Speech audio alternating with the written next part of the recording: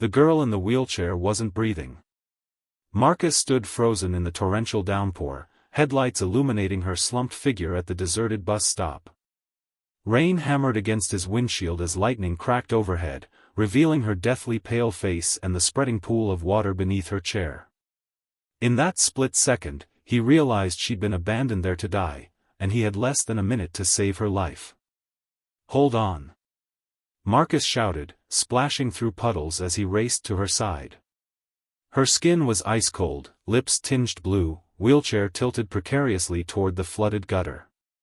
As he felt for a pulse, his fingers brushed against a medical alert bracelet. Elise Winters, respiratory condition, emergency medication in bag. But the small backpack hanging from her wheelchair was soaked through, its contents likely ruined. If her medication was destroyed, what would happen to her? His own daughter Lily flashed through his mind. What if someone left her helpless like this? Gathering Elise's limp body into his arms, Marcus made the split-second decision that would change both their lives forever. Inside his car, Marcus cranked the heat while dialing 911. The dispatcher's voice crackled through the storm. "All emergency services are currently responding to a highway pileup. Estimated response time to your location, 40 minutes. 40 minutes she didn't have.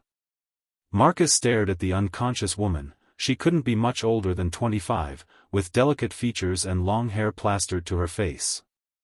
Something about her seemed familiar, though he was certain they'd never met. "Stay with me," he whispered, making another life-altering decision. His house was only 5 minutes away. If you're watching this now, you understand that sometimes the biggest risks we take are for complete strangers. What would you do if faced with this impossible choice? The next 24 hours became a blur of terrifying uncertainty.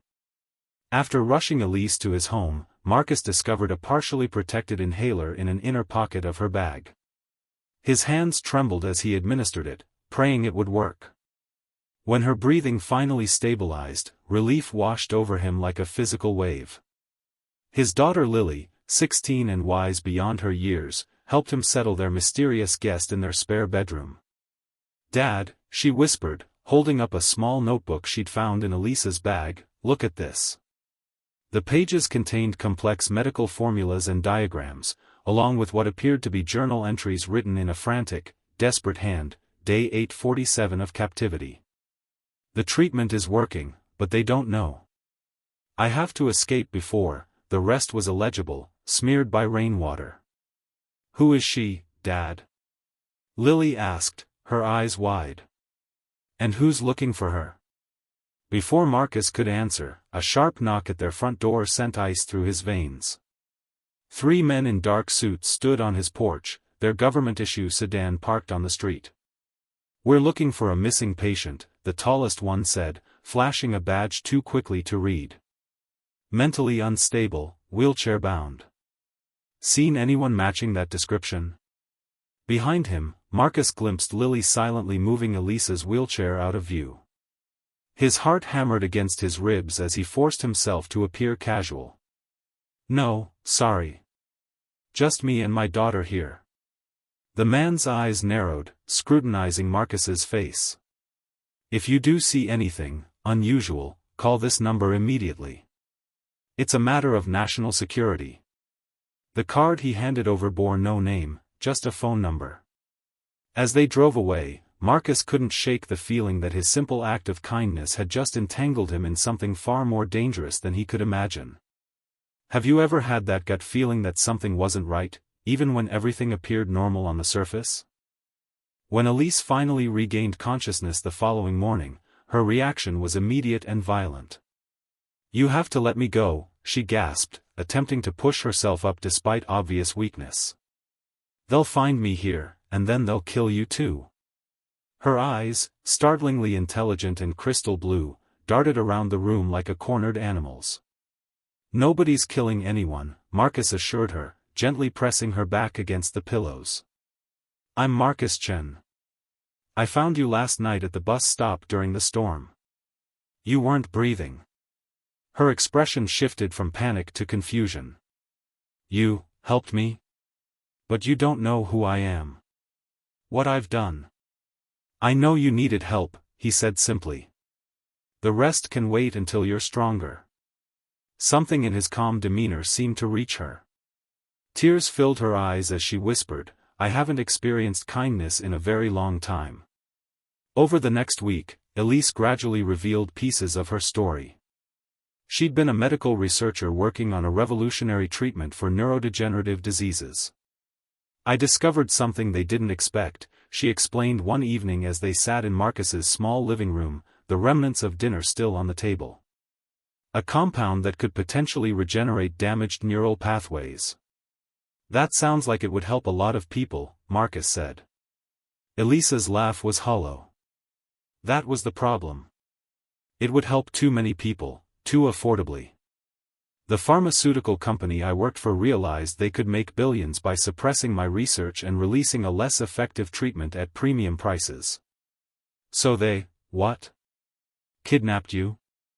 Marcus couldn't keep the disbelief from his voice. Worse. Elise's hands trembled as she continued.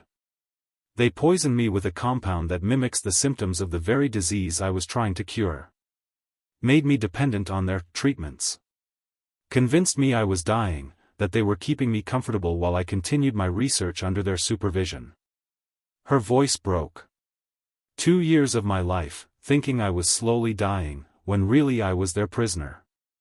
Marcus found himself moving closer, taking her hand in his. The touch sent an unexpected current between them. How did you escape? I developed a counteragent in secret. Started weaning myself off their drugs. When I realized what they'd done, I waited for my chance and took it. She squeezed his hand. The night you found me was my first taste of freedom in years. I was trying to reach a former colleague who might help me expose them when I had a reaction to the rain. My respiratory system is still recovering from their drugs. Marcus felt a strange protectiveness surge through him. You're safe here, he promised, though he had no idea how he would keep that promise. If you're watching this, you know that sometimes the most meaningful connections form when we least expect them. Have you ever found yourself caring deeply for someone whose life suddenly intersected with yours? Life settled into an unusual pattern. During the day, Marcus continued his work as a freelance architect from his home office, while Elise's strength gradually returned. His daughter Lily, initially suspicious, had become Elise's fierce defender, the two forming an unexpected bond over Lily's science homework and late-night documentary binges. Marcus found himself looking forward to evenings when the three of them would share dinner, laughing and talking as if they'd always been a family. But happiness is fragile when built on borrowed time. On the evening of Elise's third week in their home, Marcus returned from grocery shopping to find Lily frantically pacing the driveway. They came back, she whispered, terror evident in her voice. The men in suits. Elise hid in the closet, but they're watching the house now. Dad, I'm scared. Marcus's blood ran cold as he spotted the sedan parked a block away. Get in the car, he instructed, keeping his voice level despite his pounding heart.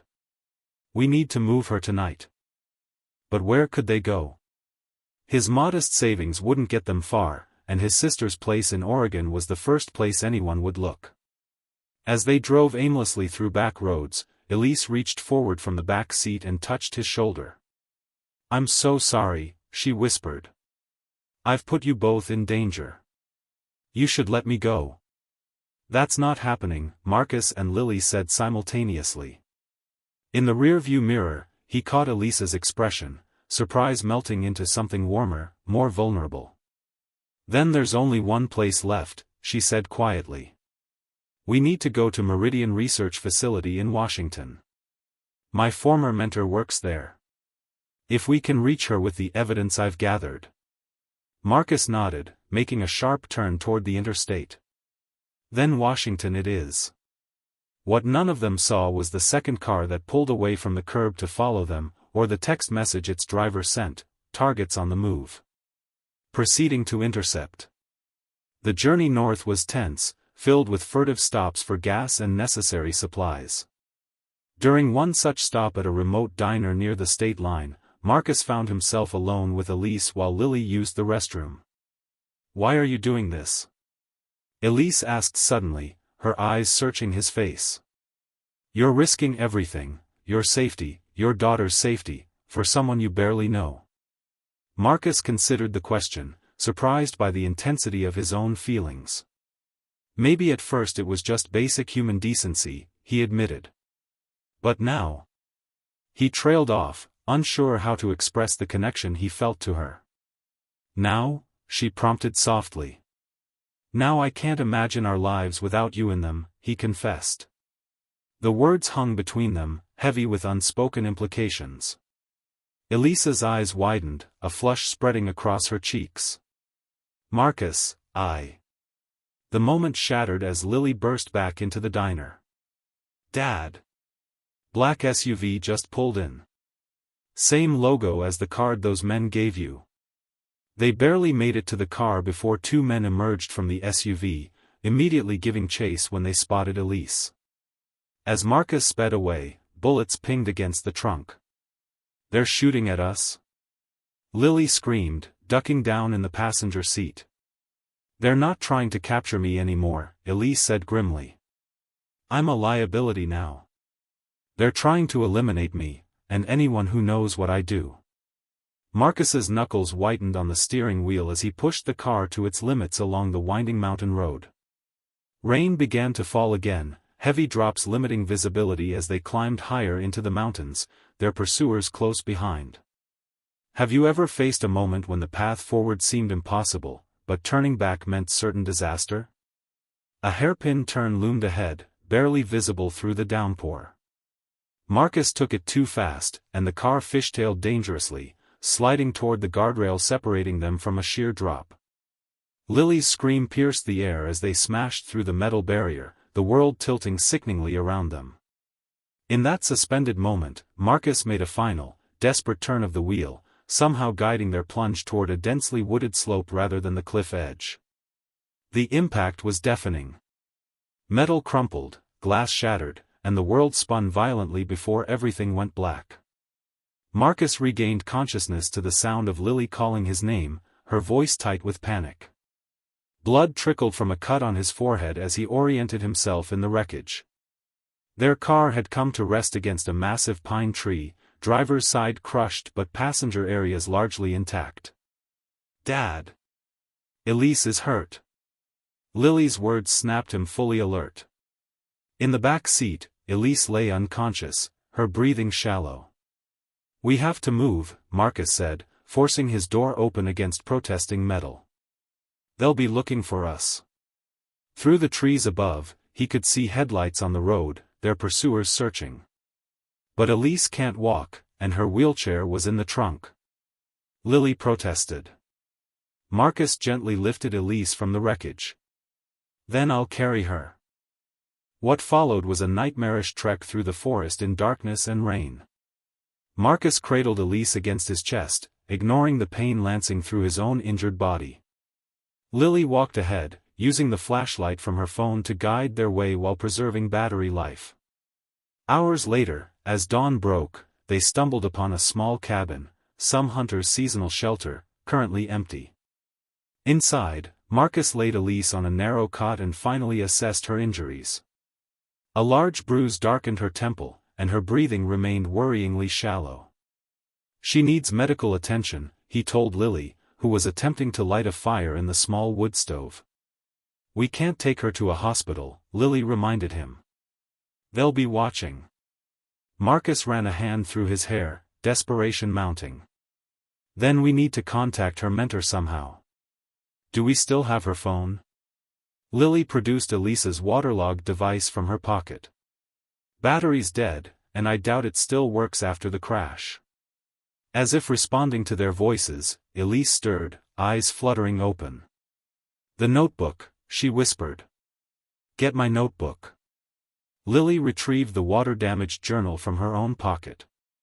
Elise's trembling fingers flipped to the back cover, where she peeled away a seemingly solid piece of the binding to reveal a small memory card. "Everything's here," she murmured. "All the evidence. Formulas. Records of what they did to me. Her eyes locked with Marcus's. We need to get this to Dr. Helen Sharma at Meridian. She's the only one with enough influence to protect us and expose them. Marcus nodded, a plan forming.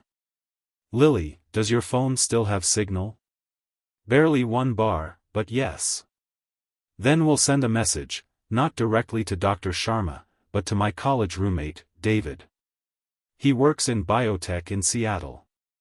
If we can get him to deliver the memory card to Dr. Sharma. Hope flickered in Elise's eyes. It might work. As Lily composed the message to David, Elise reached for Marcus's hand. Why did you come back for me in the car? You could have left me. The question struck him as absurd. That was never an option. But why? She persisted. Marcus struggled to articulate what seemed so obvious to him. Because some people come into your life, and suddenly you can't remember what it was like before them. You were never just someone I rescued, Elise. From the moment I found you, something told me you were meant to be part of our lives. Tears spilled down her cheeks as she pulled him closer. Their first kiss was gentle, tentative, a promise of something that might be, if they survived what was coming. If you've ever found love in the most unexpected circumstances, you understand the power of that first moment when everything changes. The next 48 hours became a tense waiting game. David had responded, agreeing to make the delivery to Dr. Sharma, but they had no way of knowing if he'd succeeded. Their food supplies dwindled, and Elise's condition wavered, sometimes lucid and engaged, other times feverish and disoriented. On the third morning, as Marcus collected snow to melt for drinking water, the sound of approaching helicopters shattered the forest's silence. His heart plummeted as he raced back to the cabin. They've found us, he told Lily and Elise, already gathering their meager belongings. But Elise, who had regained some strength, shook her head. Wait. She pointed to the notebook, where she'd been writing. Look at the markings on the helicopter. Through the cabin's small window, Marcus could just make out the aircraft side, not the pharmaceutical company's logo, but the distinctive emblem of Meridian Research. It's Helen, Elise breathed, hope transforming her face. She got our message. Within hours, they were airlifted to Meridian's secure facility. Dr. Sharma, a formidable woman with silver-streaked hair and penetrating eyes, greeted them personally. Your evidence is compelling, she told Elise. Combined with samples of the compounds still in your system, we have enough to destroy them. My security team is already moving against the company's leadership. For the first time since Marcus had found her in the rain, Elise truly smiled, not the cautious, guarded expression he'd grown accustomed to, but a radiant display of genuine joy that transformed her entire being. The days that followed brought a whirlwind of activity, federal investigations, medical treatments to reverse the damage done to Elise's nervous system, and protective custody while the case developed. Throughout it all, Marcus and Lily remained by her side, their makeshift family unit growing stronger despite the chaos surrounding them. 6 months later, as autumn painted the Washington landscape in brilliant hues, Marcus stood with Elise in Meridian's rehabilitation garden. Her wheelchair was gone now, replaced by a sleek carbon fiber cane she used less and less each day. The board approved full implementation of my treatment protocol, she told him, eyes bright with triumph. It will be available worldwide, at minimal cost. I never doubted you, Marcus said, drawing her close. You know, that night in the rain, she murmured against his chest, I'd given up. I thought that was the end of my story. Instead, it was just the beginning, he finished for her. Her smile, once so rare, now came easily. Our beginning. As the sun set behind the mountains, casting long shadows across the garden, Marcus realized how profoundly his life had changed since that stormy night. One split-second decision, to stop, to help, to care, had altered everything. In saving Elise, he'd found parts of himself he never knew were missing. What are you thinking about? Elise asked, noticing his contemplative expression. Marcus looked at her, this brilliant, resilient woman who had fought her way back from the edge of death, who had brought such unexpected joy to him and Lily, and knew with absolute certainty what his answer was. "I'm thinking about asking you to marry me," he said simply. Her eyes widened, then softened. "I'm thinking about saying yes." Behind them, Lily approached, carrying a small box. "Is it time?" she asked eagerly. Marcus nodded, taking the box from his daughter. Inside nestled a simple ring with a unique design, a molecular structure etched into the band. "It's the compound you discovered," he explained as Elise gasped. "The one that changes broken pathways into healing ones." It seemed fitting. As he slipped the ring onto her finger, with Lily beaming beside them, Marcus finally understood what it meant to be completely, perfectly whole. Sometimes our greatest stories begin in the darkest moments. Sometimes the people we save end up saving us in ways we never imagined. And sometimes, in the most unexpected circumstances, we find exactly where we're meant to be. The rain that had once threatened to take Elise's life had, in its own way, given them all a second chance, not just to survive, but to truly live.